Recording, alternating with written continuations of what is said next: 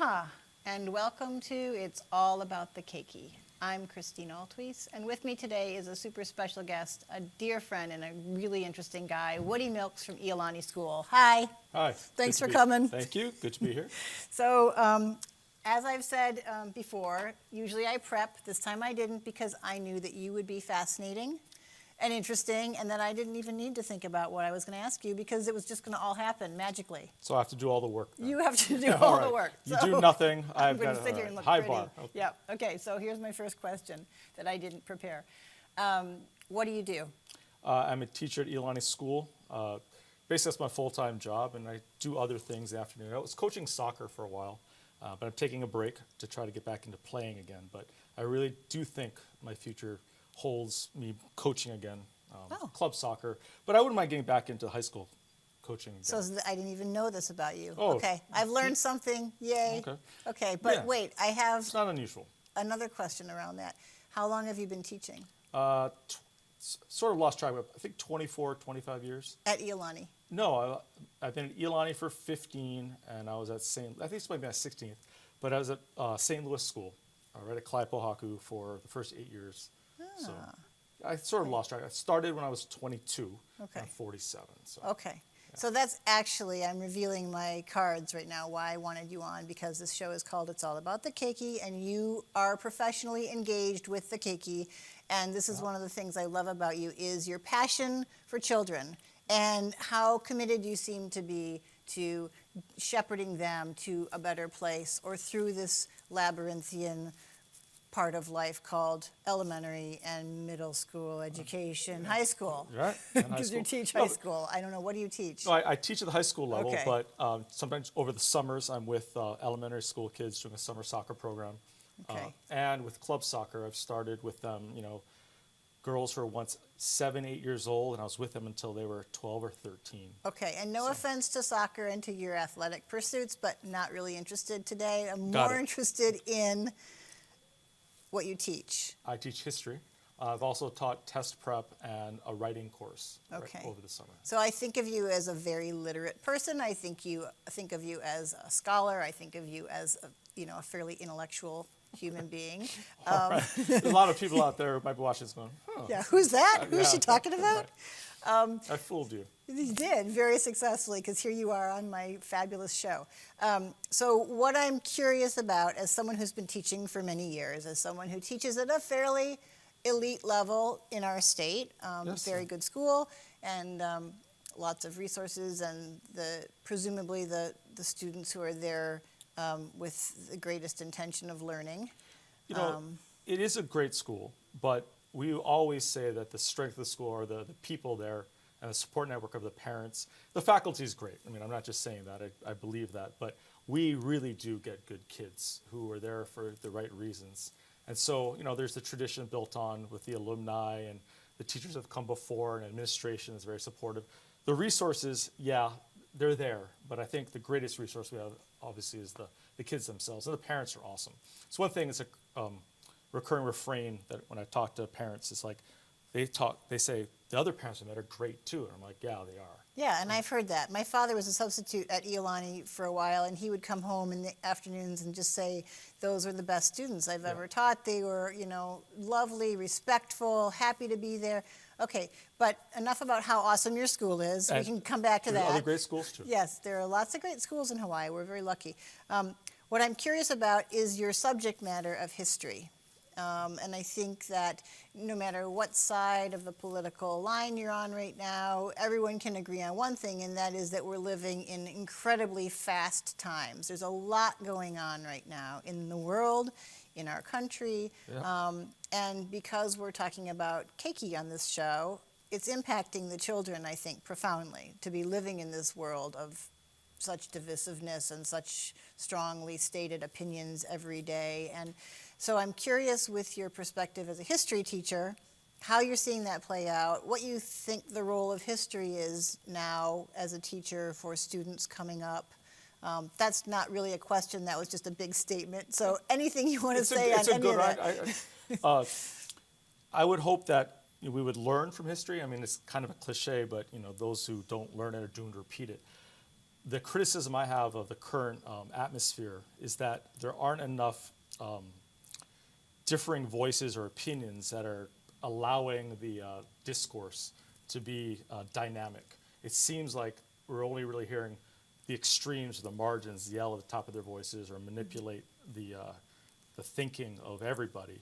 Where what we want are children who are reading a whole bunch of different opinions, points of view, different perspectives, and thinking about it themselves, where now it seems like there's a lot of people in the population who are being manipulated and told what to think and not really thinking about it themselves.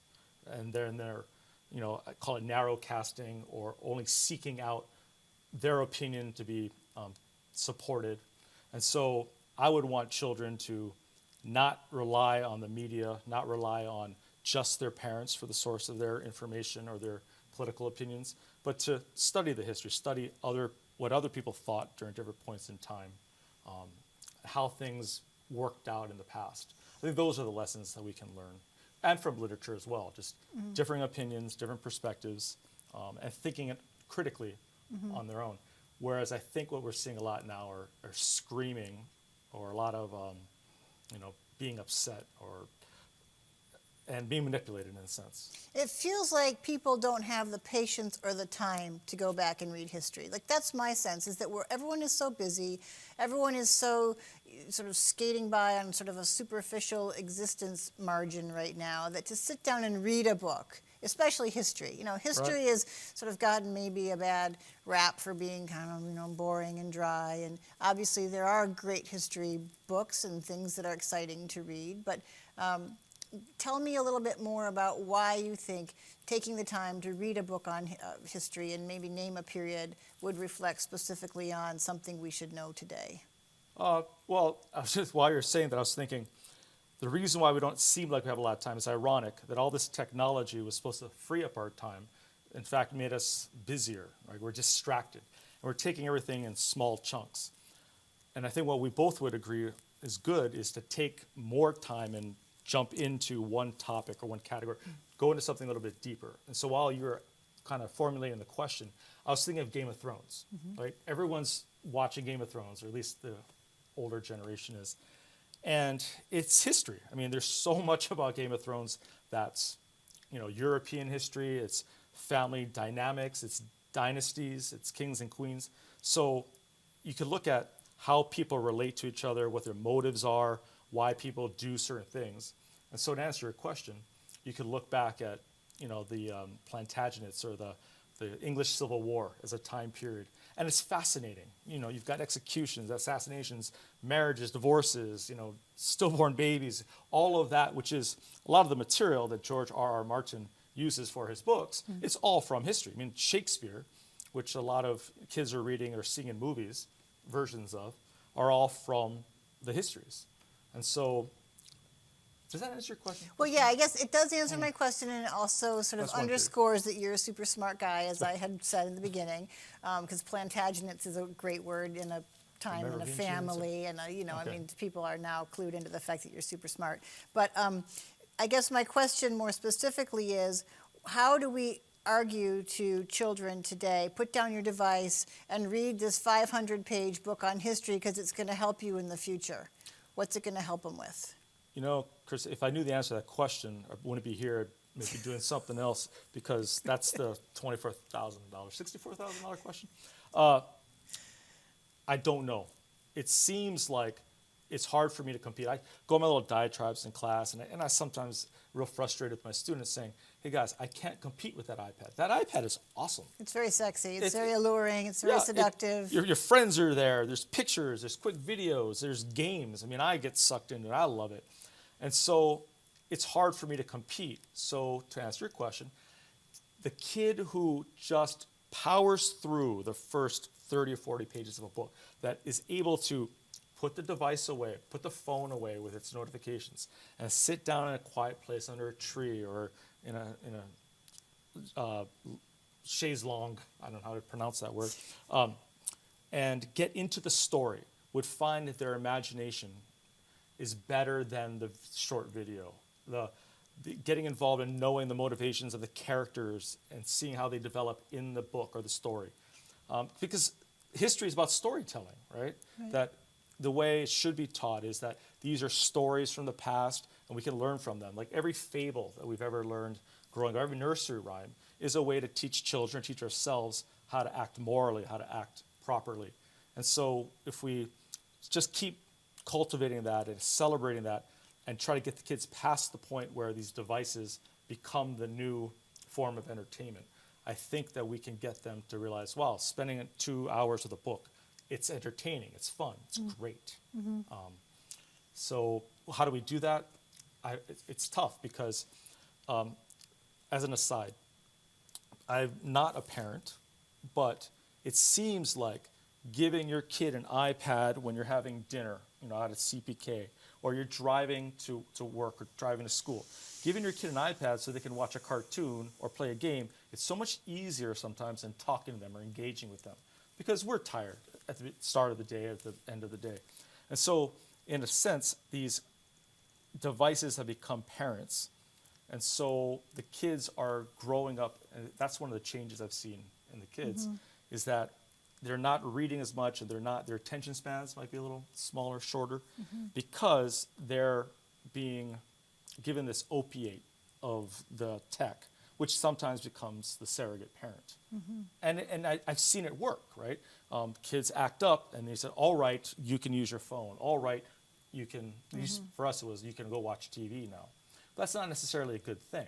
It might work in the short term, but I think we're seeing some long-term. And this is one of my favorite topics that I usually get off on at some point in every episode, is just sort of my aversion to tech in general and my fear that it's ruining children and my fear that, everything that's bad about life is being manifested in this addiction to technology. So thank you for saying that, because it too makes me very sad when I see families together missing the opportunity to engage, missing the opportunity to pass on family stories or to engage or to share or to support one another. And there was a study that came out, it was in the Times on Sunday, and I can't remember exactly, but it basically said that children who spend time at a family dinner table on a consistent basis do much better in school. Like, it was that simple. There was nothing more to it than sit down with your family at night for dinner and you do better in school. My observation was that when we were growing up, I had an older sister, or I had my grandmother and my grandfather living in the same household. And so you spend time with people, or you see them and you share wisdom between generations. Like you said, the stories. These devices allow us to immediately connect with our peers. So you could have a whole group of 8-year-olds who are now seeking out 7 or 8-year-old interests in cartoons and games and each other. So they can be at home and not hang out with their brother or sister or their grandma. They can hang out with their other 8-year-old friends all over the island. And so there's a little bit of a state of arrested development. But worse than that, they're not sharing the wisdom between the different peer groups, different generations. I think that's one of the things that technology is, it's one of the negatives of technology. Yeah, and also there's a new diagnosis called remote autism, where kids are being diagnosed with autistic spectrum disorder similarities when they don't actually have the neurological condition of that or the developmental condition of that, because they're losing their ability to read social cues and to interact socially because they're doing all this tech interface, which doesn't require you to use your whole panoply of human skill sets, right? Just kind of limited ones. And we can, sort of, not you and I, but we make jokes or observations about when of our generation, when we were, quote, ADHD or hyper, it's you go out and you run, right? And we're a little more outdoorsy in a more creative free-for-all. If kids are getting outside, and fewer of them are, but a lot of them are, and there's a lot of parents who are supporting, youth sports and dance, and it's wonderful, but it's so structured, I think, to a point where there's a lack of creativity within that structure that kids need. And the technology, yes, there are benefits to technology, but it's somewhat limiting in how much these kids can get their energy out, their literal physical energy out. And I think that's something that hurts them. Like, it's fun, like they're engaged and they're playing the game, or they can be with their friends, and that's what we've seen with some of the more recent games. They can be with their buddies all over the world and go on an adventure together. You mean via tech? Via tech in a two-dimensional way, and it's fun. It's awesome. You know, you see them playing these games, and I want to play them myself, but it's definitely two-dimensional. It's definitely something that's not giving them physical activity, and it's certainly minimizing the amount of interaction that you see with regard to reading people's facial expressions. You know, on a tangent, the social media issue of kids insulting or bullying each other. They're not seeing the result of their harmful words. It's very easy to shoot off a snarky comment when you don't see the instant response it gets. Right. Yeah. Right. And, you know, you call those people sociopaths. Well, we can do that now because we're not seeing the reaction we have. So what do you see in your beautiful school? I mean, your school, so we've established it's a good school. It attracts a very sort of high level of student engagement with parent support. Yeah. People who come to your school come there because they want a very, very good education, and they go through a lot to get into the school because not everyone is admitted into the school. So we established that it's a school with a fairly high level of student and parent engagement. So given that, do you see a wide degree of difference between kids who clearly have more tech versus more time reading actual books? And can you tell when you've got a student in your class who is maybe in which of those camps, and how does that affect their ability to learn or their ability to engage in the class? I think there's, in my opinion, no question that I can tell fairly quickly which kids grow up reading more or who enjoy books. It comes out in how long they can hold their attention on an assignment, how well they write, everything. And the kids who have a little more familiarity with the tech, they're not as ready to do the kind of critical thinking and engagement with class discussion that we would want. So to answer your question, yes, I can tell. Or in my professional opinion, I can tell those kids that spend more time reading and less time playing video games. And every year, and this is a discussion that we're having at all schools. It's how do we mitigate the harms that we're seeing from the tech? And it comes out in their reading comprehension, their attention span, everything. But the thing at the same time, these platforms are ways that we have to communicate with them. Right? And sometimes we put entire courses are online. As an aside, textbooks. I 100% believe that a kid who spends 30 minutes reading their textbook with no distractions. Remember what a carrel was in the library? Yes, a little wooden box you sit in, yeah. You got a pen, pencil, and a notebook, and you read that textbook. And it's gonna work, in my opinion, it's gonna work. Better than putting that textbook on an iPad.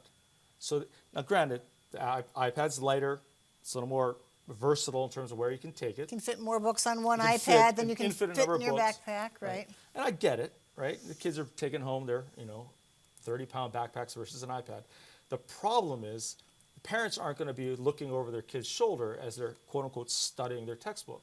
And that iPad is while the kid is studying their history of the modern world or U.S. history, the notifications are popping up constantly. The text messages, the emails, or I sometimes want to do work on my iPad or phone, and the next thing I know, I'm playing hearts, or I'm responding to a text from my friend. And so if we're doing it as adults, these kids, right? And so they say, as an example, oh, Mom, Dad, homework took me an hour.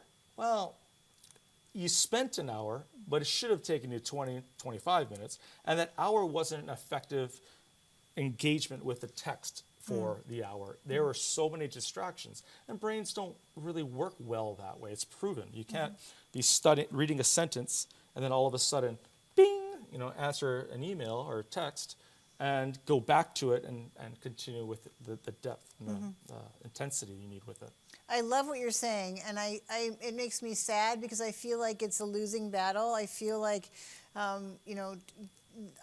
the argument against heavy old textbooks, is a losing one at this point because of cost and because of updating. But I absolutely agree that sitting with a book, there's something really special about it. There's something that they've recently studied about how the the eyes scan a page versus how the eyes scans a screen, and how you can sort of go back and check things versus doing that on a screen. And every argument says that you retain more and you absorb better from a physical book.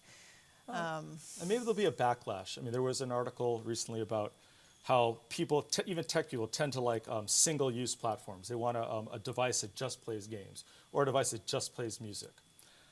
And we're seeing that we thought that print would lose out to digital. But there's a whole group of people that say, hey, you know what? We like the books. We like holding in our hands, the smell of the book, being able to flip around and seeing our progress. What we might see, and if the tech works, because people want to be first responders. They want to be reacting to it and using it properly. But maybe we'll see schools and administrators and experts will say, guess what? The textbook was better. Let's all go back to that technology because it worked, right? The technology of books. The technology of books. Well, it's ironic because I was blessed to be a judge in a scholarship competition over the weekend, and one of the questions was asked about technology. And in the back of my head, kind of snarky. I'm like, well, books are technology, right? A rock is technology. So you need to define the context for what you mean by the technology, right? So this conversation that we're having, parents were having it 30 years ago. I'm like, oh my goodness, the TV. That TV with all these sitcoms, and my daughter's watching it from 7 in the morning till 10 in the morning, cartoons, eating sugary cereal. America's screwed, right? But it worked out okay, right? So I think we've got this fear of social media and then tech's going to take over, but there'll be a backlash and a recovery, a correction, if you will. And I think schools will get back. Maybe they went too far. Now we'll dial it back and we'll do more group projects and more kids speaking in front of the class, right? At the same time, I had wonderful kids doing a debate today. And they've got their device and they're able to look up information as they're debating. So there I go, hey, there's a good use of technology, right? Yeah. That's to have that information. But they've got to be able to use it properly. Right, as long as you understand and don't let it use you, but you use it. Because I think the kids are targeted by so many companies now, and there's such a huge industry. Kids are the targeted market now, right? Well, and so they're constantly getting bombarded, and they're not even aware of how they're being used. But that's where the adults have to enter the picture and be a moderating force or somehow regulate it a little bit better, because I don't think right now we did a good enough job of putting limitations on how much these phones, these iPads should or could be used in the classroom. Yeah. I mean, it's seen as this, hey, wow, this is great. Let's optimize everything we can out of it, versus saying maybe we ought to be careful about it, because it took over, learning and teaching for a while. Everybody wanted to be like, I don't want to be the teacher that's not using the iPad, because then I'm a dinosaur and I'm fighting the system.